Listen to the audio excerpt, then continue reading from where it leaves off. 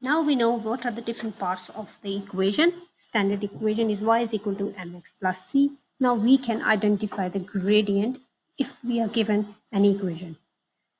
Just for example, this is the equation I'm given, which is y is equal to 4x plus 5.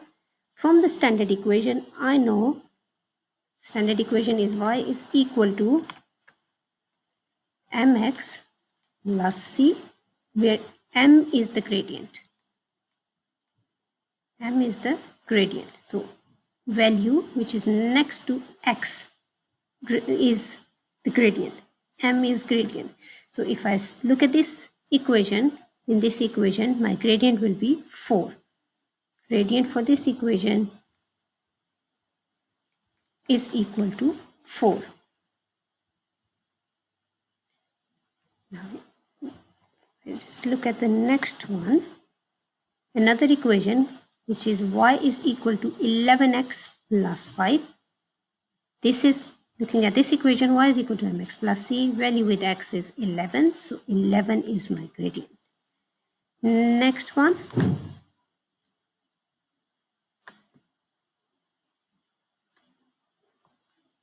So my next equation is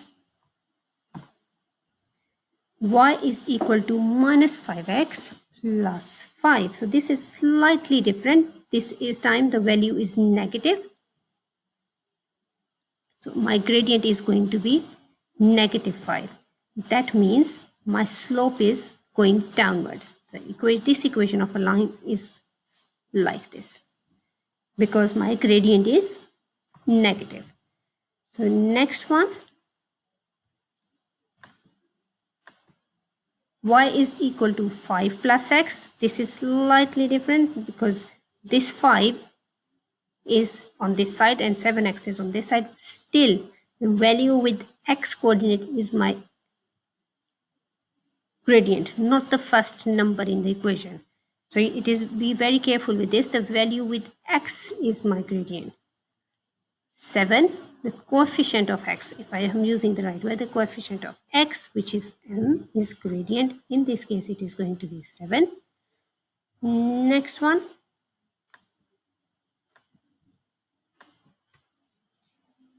Next equation is 5 plus minus 0.5x is equal to y.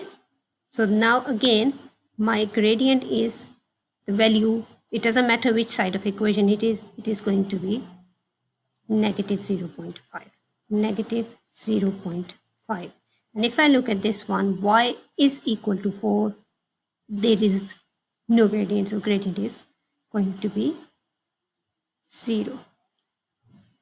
In tomorrow's lesson, you will find out more why is this like that. So there are 2 questions on the next slides for you to do. Once you have finished these 2 questions, click the video and find out the answers.